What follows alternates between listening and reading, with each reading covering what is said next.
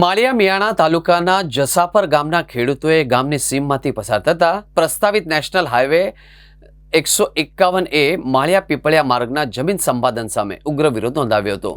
આ પ્રોજેક્ટના કારણે આજીવિકા જોખમાય તેમ હોવાથી મોટી સંખ્યામાં ખેડૂતોએ મોરબી જિલ્લા કલેક્ટરને રૂબરૂ મળી લેખિતમાં આવેદન સાથે રજૂઆત કરવામાં આવી હતી।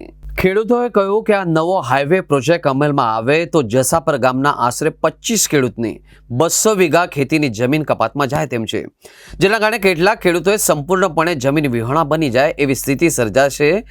નવા રોડના કારણે ભૌગોલિક પરિસ્થિતિ બદલાતા ચોમાસા દરમિયાન ગામની અન્ય આશરે 2000 વીઘા ઉપજાઉ જમીન પાણીના ડૂબ વિસ્તારમાં જવાની અને ખેતોને વ્યાપક નુકસાન થવાની મોટી ભીતિ ખેડૂતોએ વ્યક્ત કરી હતી।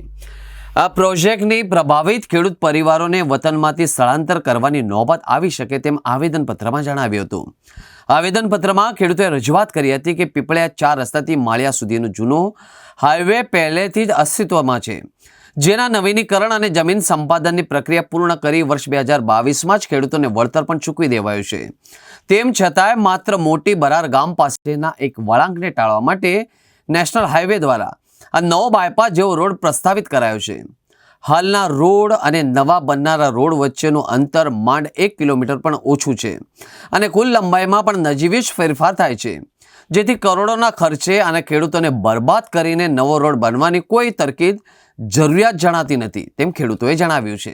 આશરે 25-30 ખેડૂતોની જમીન ડૂબમાં જાય છે અને જો એ હાઈવેને બાયપાસ કાઢે તો જસાપર ગામ તથા મોટી બરાર ગામને પાણીનો પણ મોટો ભય રહેશે।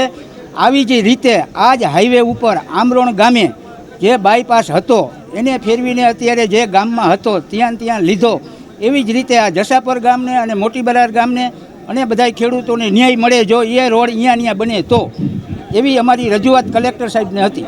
કેટલા વીઘા જમીન આશરે 500 થી 550 વીઘા જમીન ડૂબમાં જાય છે અને બંને ગામને પાણીનું જોખમ થશે।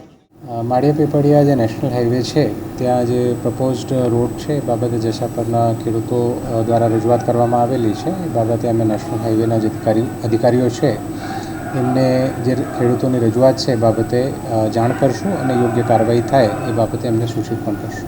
એમાં જે વિવિધ ગામો છે, લગભગ 10 જેટલા ગામો છે, એ ગામોમાં અલગ અલગ સ્તરે અત્યારે કામગીરી ચાલી રહી છે। અમુક જે ગામો છે ત્યાં જોઈન્ટ મેજરમેન્ટ સર્વે પણ થઈ ગયેલું છે। અમુક જે ગામો છે એમાં વિવિધ સ્તરના જાહેરનામા હાલ અમલમાં છે। યોગ્ય કાયદાકીય રીતે કાર્યવાહી થાય અને જે ખેડૂતોની રજૂઆત છે એ પણ સચવાય એના માટે અમે નેશનલ હાઈવેના અધિકારીઓને સૂચિત કરવાના છીએ અને એમના સાથે એક બેઠક પણ અમે ટૂંક સમયમાં આયોજિત કરવાના છીએ।